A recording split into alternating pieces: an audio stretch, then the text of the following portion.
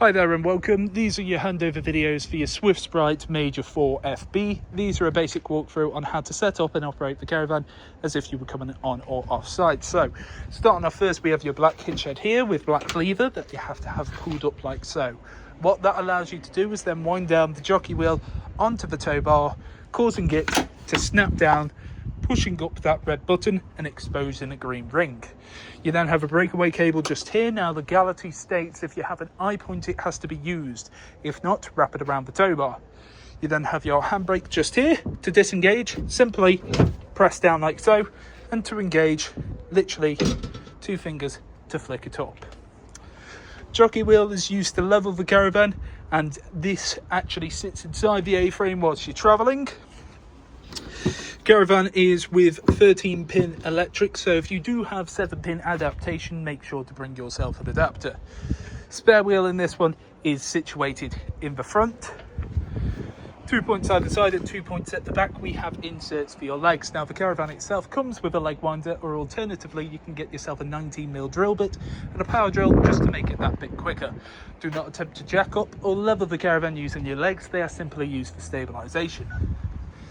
Now I'm using test equipment today, so I have a red propane gas bottle. I'd always recommend propane over butane as it has a better performance in winter. Connected onto that gas bottle, I have an in-date gas hose. Now black gas hoses will run for 5 years, orange ones will run for 10. That connects onto this regulator just here. Now what you want to do, it is a left-hand thread. You want to hand tighten it as much as you physically can and then nip it up with a spanner.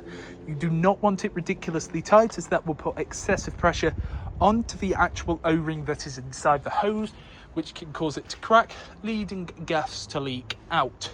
So once both sides are firmly connected, twist the gas bottle in the positive or open direction. Then here we have your flue. Flue is used to get clean air in and out of your boiler when operating on gas. Don't have to do anything with this except make sure it's nice, clean and tidy. Then have an acroll full of clean drinking water here and your water pump.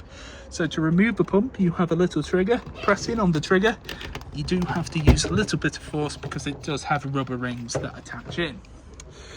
Now, you've got this blue cap to go over the top of the acroll to ensure no nastiness gets in. And then at the bottom we have your strainer. Now it's crucial that the strainer sits at the absolute bottom of the barrel, because otherwise it won't pull through enough water. It will pull through air, causing airlocks in the actual system itself, meaning the water cannot travel through. But as you see here, when the pump is on, it can't be removed without pressing in that trigger. Just here we have your battery locker. This example doesn't have a battery fitted, however connecting on, you either need 12 or 13mm spanner to connect in. You then have your mains, which plugs in nice and easy. You do have a little cutout to be able to feed through the mains lead. Motor mover will be gone over on collection. We then have the 2 points where your wastewater from both your shower and your sink is going to come out of. You'll need some 28.5mm waste pipe to then feed into a waste master that you can empty out at the appropriate point on site. And lastly, we have your toilet function. So first up, you've got your cassette toilet. To remove this, press up on the orange handle and you've got to make sure that the actual toilet inside is shut. Try that again. There you go. Then what you want to do is you can lift that handle out and up so that this can be used similar to a carry-on suitcase. When you're at the appropriate point on site, twist this head to the side, open up the cap just like so. What you then want to do is tilt, and at the same time as tilting, continually pressing your vent button.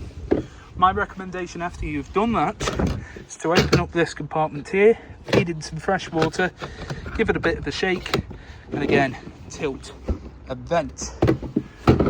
Then on this cap here you have measurements in both imperial and metric, and that is for your blue chemical.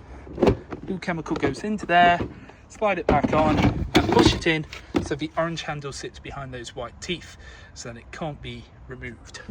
You then have your flush tank just here. Now this has a capacity of around 12 litres, however I won't recommend putting in any more than 10 as you don't want to overfill the compartment. You can also add some pink chemical which works as a bleach without being corrosive and makes it smell nicer.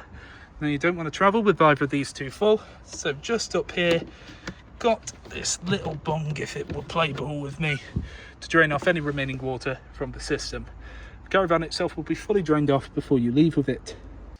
Then underneath your right hand side seat you have all of this here, so I wouldn't recommend storing anything under here. This black box here is your boiler. You then have connecting to it these blue leads with this yellow drain valve. Facing in the position as it is now, that is allowing the flow of water to come through. However, when you collect it, it will be in the upright position, which is in drain mode. November to March, have that up permanently unless you're actively using the caravan, and anytime you come off site, give the caravan a drain off as well, as water can persist in the system and you just want to make sure it's completely out. These two bits on the side are your flow jets, which is what will pull through the actual water.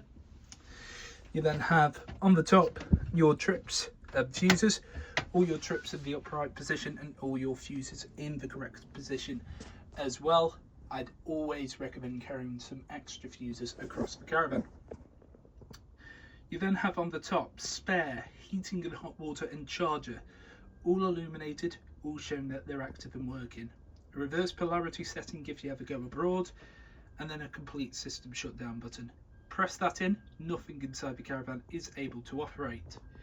You have your battery charger situated here, and you also have your brain box for your motor mover, being this box just here. If you ever need to do a reset on that, you can pull back the panel to access some cables. Now if you need some more information on your trips and fuses, you can pull down this panel and it gives you some just there. Here we have your main control panel, so you can see power is on inside the van, coming from mains into the caravan.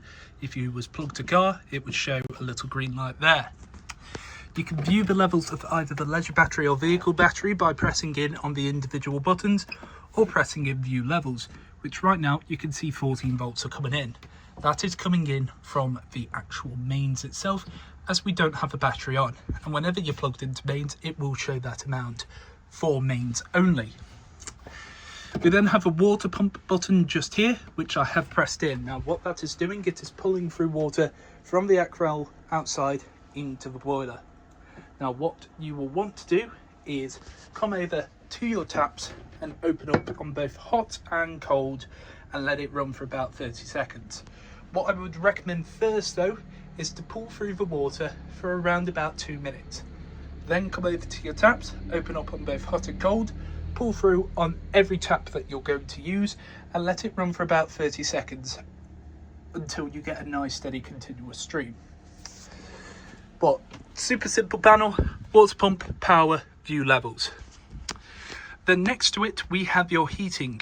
Now your heating, you have a series of vents across the caravan where it's going to push out of. However, you have a couple of choices for the source. So for the heating itself, you can either use 2 kilowatts of electric, 1 kilowatt of electric, strictly gas, gas and 1 kilowatt, or gas and 2 kilowatt. And then here you have the water temperature. So it's currently on 0. I can get the water temperature to 40 degrees using electric by selecting there. I then have a gauge for how hot you would like it to be or how quick you'd like it. 40 or 60 for electric, and then 40 or 60 for gas as well. So when it comes to the water, you've got the choice of either gas or mains, but for the actual heating itself, you've got the choice of gas or mains or both. And then obviously you've got that little gauge inside there as well. So simple to use: power, water pump, levels, heating, water. As you can see here, what I'm getting is a nice steady continuous stream. If there's any coughs or splutters in the system, it will be because there's air in the system, so continue to open it. If the issue persists, check your drain valve, check that the pump is at the bottom of the aquarelle and that it's plugged in correctly, and that you also have plenty of water. But what you're after is around about 30 seconds. So just wait a little while longer, and that is 30 seconds there. So we'll shut that down, and then when it comes to draining, press in on water pump to turn off the pump itself. Come over here and open up your drain valve. Now you do not want to open your drain valve whilst you still have the pump on, because what that's going to do is bring through air into the system, causing airlocks and issues when you next come to it. But what you'll also want to do is open up the tap as well, because there will be a little bit of residual water left inside, so you can just drain off that last bit.